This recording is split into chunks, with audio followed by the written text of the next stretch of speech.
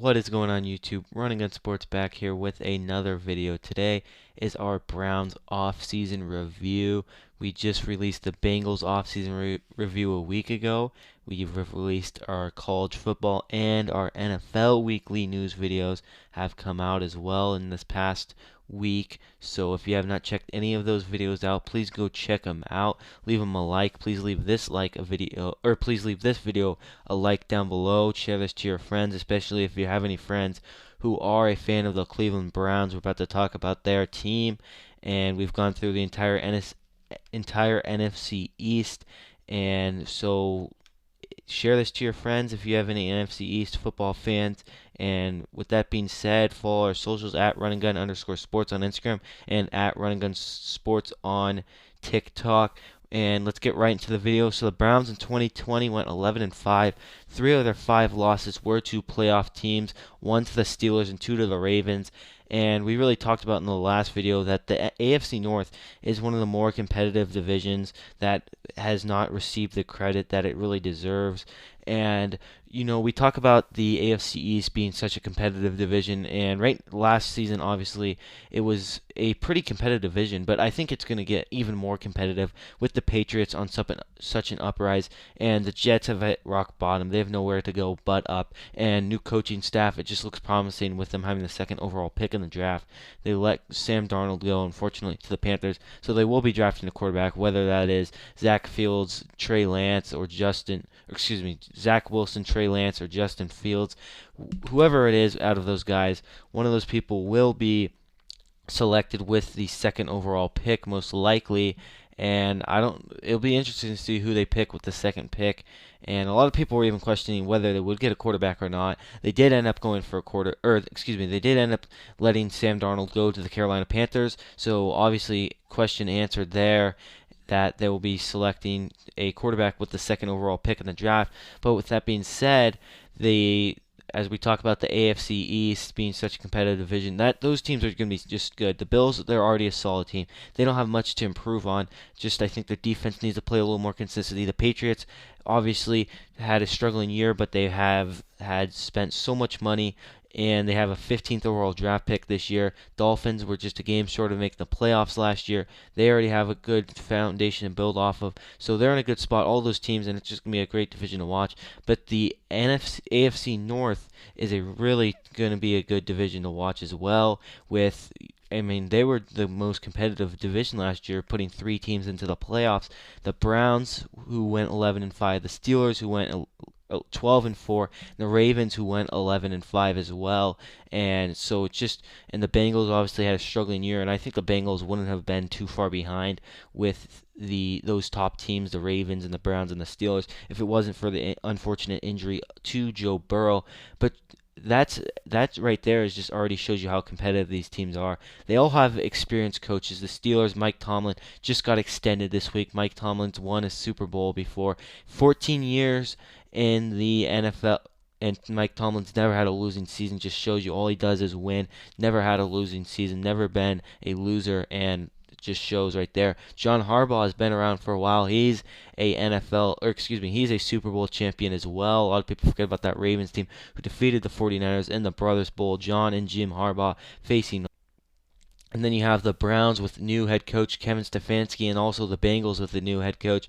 And those teams are both looking up. And can Kevin Stefanski hang with John Harbaugh and Mike Tomlin? We'll find out. I think that he's got a good shot. Won Coach of the Year last year, led his team to the playoffs, and the Browns are just one of those teams that are always going to be the underdog no matter what. And I think that they carry that mentality every game they play, and they're a fun team to watch. And Baker Mayfield, I've never really been a fan of him myself. I just thought his antics in college were too much. But if Baker Mayfield tried playing without being loud and crazy like he is, he wouldn't be the same type of player and wouldn't be as fun to watch.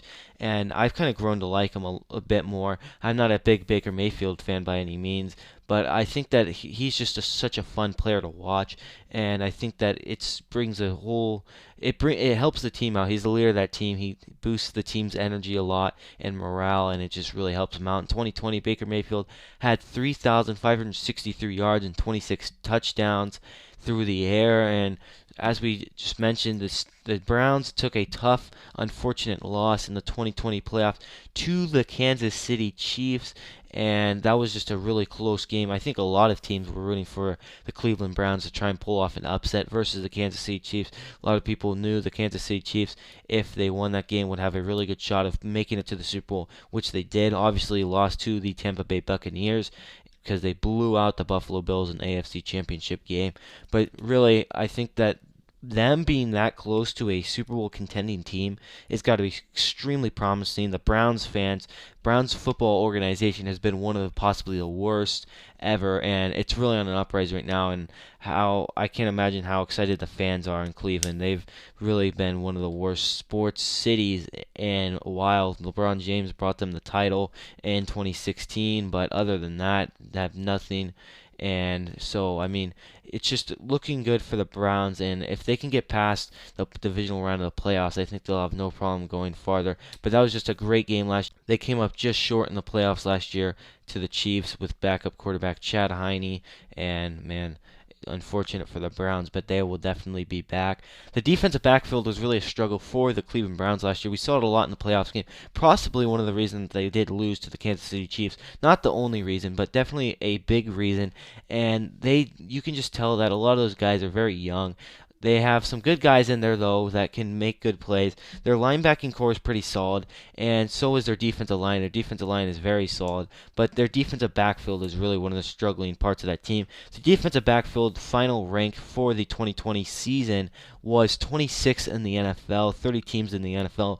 All teams behind them had a losing record, and if you're going to be a playoff contending team and trying to make it pretty far into the playoffs, trying to make it to the AFC Championship game, you've got to be a lot higher than that, and especially with all those teams having losing records, that's a bad spot to be in. And you see the Seattle Seahawks, who are not far in front of them, right above them, and they also had made it to the not even the divisional round. They lost in the first round. So it really shows the defensive backfield is really a big key into teams' defense, especially nowadays with so many passing plays in the NFL. A lot of teams, a lot more passes than we've seen in a while. And so it's just really important to have good defensive backfield, and it really shows on the team's records. Moving on to free agency now. The Browns have had a very good free agency. Some may argue the best free agency. In my opinion, I do think the Patriots have had a better free agency, but the Browns definitely have a very solid free agency class coming in. They gained Jadeveon Clowney, defensive end from the Titans, for a one-year, $10 million deal. And it was a really interesting move. At first, we all knew this was going to happen, really. And then they let go Sheldon Richardson, which frees up $11.5 million in cap space. So it's really, they let a guy go that they knew could perform well, and we saw him perform well in the in the AFC divisional round of the playoffs. And they let him go, but they grabbed Jadeveon Clowney, who knows how well he'll do after so many injuries he's suffered, and really just his career has been really derailed by injuries, and who knows if he can perform at the elite level that we're used to seeing him perform. I sure hope he does, but it's going to be very challenging. They've signed John Johnson, strong safety from the Rams, to a 3-year, $33.75 million deal. That's a huge pickup. They also signed Troy Hill, cornerback from the Rams, to a 1-year, $4.25 million deal. So both those moves are just showing you the Browns have a really solid front office. They know what they need to do. They know that their defensive backfield struggle next year. And Troy Hill and John Johnson are part of the best defense in the NFL. That is a huge pickup for them. They're both fairly experienced too, so they can teach some of those young guys. They also did pick up defensive tackle Malik Jackson from the Eagles to a 1-year deal. But I really like those moves, picking up John Johnson and Troy Hill. So just great moves by the Browns front office so far. And as I mentioned, they did lose Sheldon Richardson, the defensive tackle. Moving on to the draft class, onto the draft. The draft is actually in Cleveland, Ohio, coming up on Thursday. On Sunday, we are releasing our NFL mock draft type, really just our draft video. We'll have I'll be releasing my mock draft for the first round of the NFL draft. It's going to be tons of fun to talk about. And the next Sunday, the Sunday after the draft, we'll be breaking down the draft, picking biggest losers, biggest winners of the NFL draft. So if you have not, please subscribe and forward to that. That's going to be a lot of fun to talk about the next generation of talent coming into the NFL.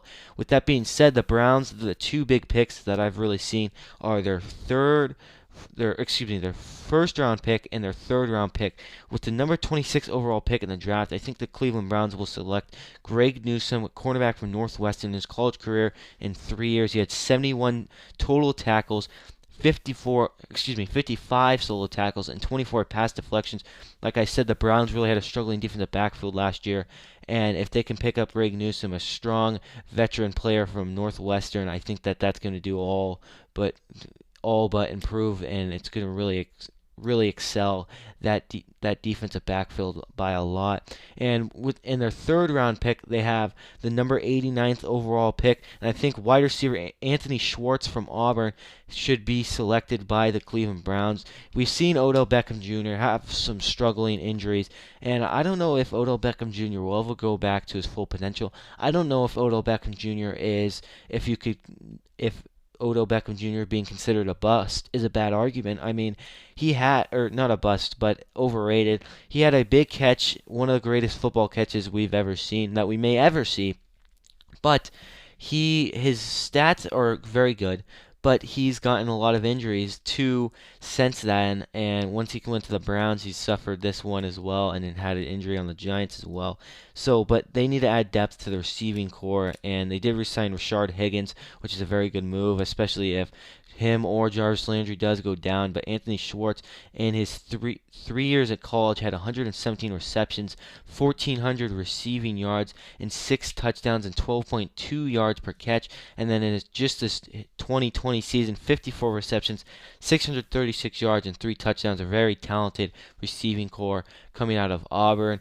And my 2020 projection for the Cleveland Browns is I do think that they will end up at 12-5.